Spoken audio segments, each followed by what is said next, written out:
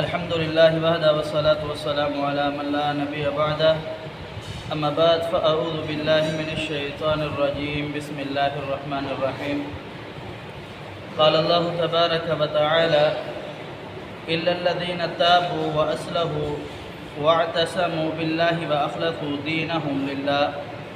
فأولئك مع المؤمنين فسوف يؤتي الله المؤمنين أجرا عظيما إلا الذين سوائے ان لوگوں کے تابو جنہوں نے توبہ کی واصلحوا اور اپنی اصلاح کی واعتصموا اور تھام لیا باللہ اللہ رب العالمین کو واخلصوا اور خالص ہو گئے دینہم دین کے لیے للہ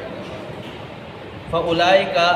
مع المؤمنین پس یہی لوگ مؤمنین کے ساتھ ہیں فسوف یؤتی اللہ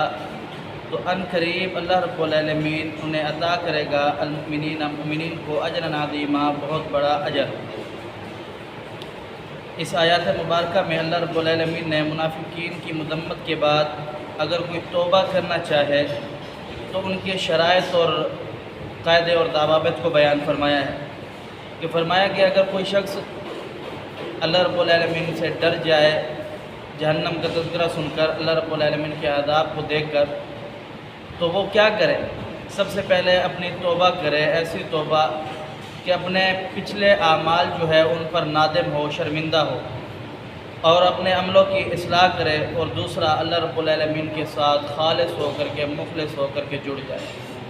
تیسرا آئندہ جو توبہ کی ہے اس توبہ پر قائم رہے اور اللہ رب العالمین کے دین پر چلتا رہے، اور اللہ رب العالمین فرماتے کہ جو ایسے لوگ ہیں یہ مومنین کے ساتھ ہوں گے، اور اللہ رب العالمین بہت قریب ہے کہ مومنین کو بہت بڑا اجر عطا کرنے والا ہے۔ اللہ رب العالمین قرآن پاک کے اندر ارشاد فرماتے ہیں یا ایھا الذین آمنوا توبوا الی اللہ توبۃ نصوحا، اے ایمان والو تم توبہ کرو، ایسی توبہ جو نصیحت والی توبہ ہو کہ جو توبہ کی ہے پھر دوبارہ اس گناہ کی طرف پلٹنے والا بندہ نہ ہو۔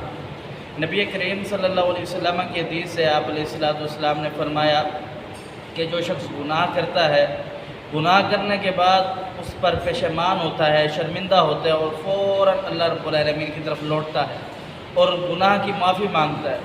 تو جب وہ اپنے گناہ کی معافی مانگتا ہے تو اللہ رب العالمین بہت زیادہ اس وقت خوش ہوتے ہیں کہ میرا بندہ میری طرف لوٹ آیا اور مجھ سے معافی مانگ رہا ہے۔ اور پیارے حبیب پیغمبر علیہ السلام کی حدیث ہے جو قومیں گناہ نہیں کرتی اور پھر اللہ رب العالمین سے توبہ نہیں کرتی، معافی نہیں مانگتی، تو اللہ رب العالمین ایسی قوموں کو بھی ختم کر کے ایسی قوم لے آئے گا جو اللہ رب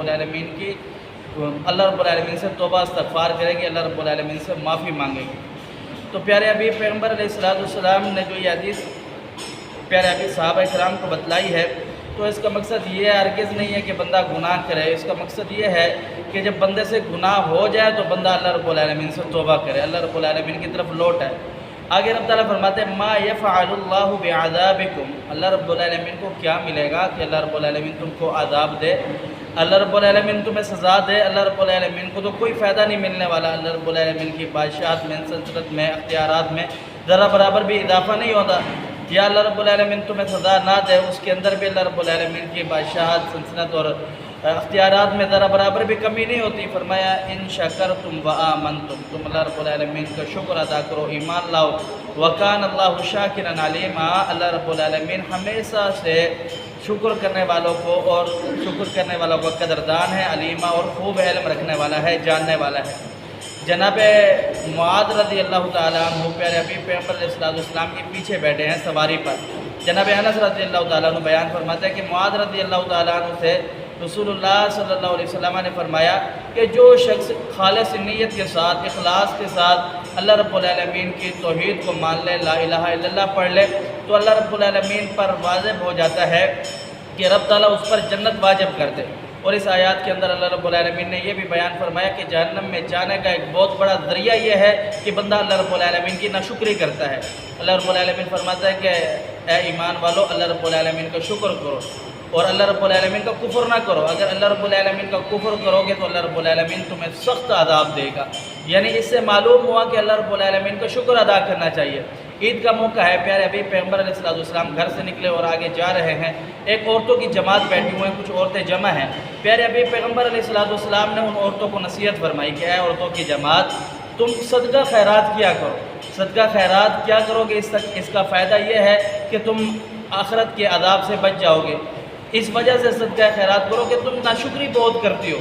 تو پیارے حبیب پیغمبر علیہ السلام کی حدیث سے آپ علیہ السلام ایک دوسری جگہ ارشاد فرماتے ہیں کہ جہنم کے اندر سب سے زیادہ عورتیں چلی جائیں گی، اس کی وجہ یہ ہے کہ عورتیں اللہ رب العالمین کی ناشکری زیادہ کرتی ہے۔ تو پیارے حبیب پیغمبر علیہ السلام سے پوچھا گیا کہ اللہ رب العالمین کی ناشکری کرتے ہیں؟ تو پیارے حبیب پیغمبر علیہ السلام نے فرمایا نہیں، جو ان پر احسان کرتا ہے اس احسانات کی بھی ناشکری کرتے ہیں، اور اگر ان کا شوہر، ان کا خاوند ان پر ساری ان کی خواہشیں پوری کرتا چلا جائے، اور اگر کوئی ایک اس سے غلطی کوتاہی ہو جائے، وہ اس کی خواہش نہ مانے، جہاں یہ غلط ہو تو یہ اس کو کہتی ہے کہ تم نے میرے لیے کیا ہی کیا ہے۔ تو یہاں عورتوں کی بات یہاں مقصد بیان کرنے کا مقصد یہ ہے کہ مرد ہو یا عورت، اللہ رب العالمین کی جو ناشکری کرے گا، یہ بھی اللہ رب العالمین کے عذاب کو بلانے کا یا اللہ رب العالمین کی ناراضگی کو اختیار کرنے کا ایک بہت بڑا ذریعہ ہے۔ تو اللہ رب العالمین کی ناشکری نہیں کرنی چاہیے۔ اور پچھلی حدیث میں جو اللہ کے رسول پیارے حبیب پیغمبر علیہ السلام نے بیان فرمایا کہ تم صدقہ کرو تاکہ تم اس عذاب سے بچ جاؤ۔ تو اس سے معلوم ہوا کہ جو صدقہ ہے یہ بھی عذاب کو، بلاؤں کو، مصیبتوں کو ٹال دیتا ہے۔ اللہ سمجھنے عمل کی توفیق دے۔ اقول قولی ھذا استغفر اللہ لی ولکم ولسائر المسلمین۔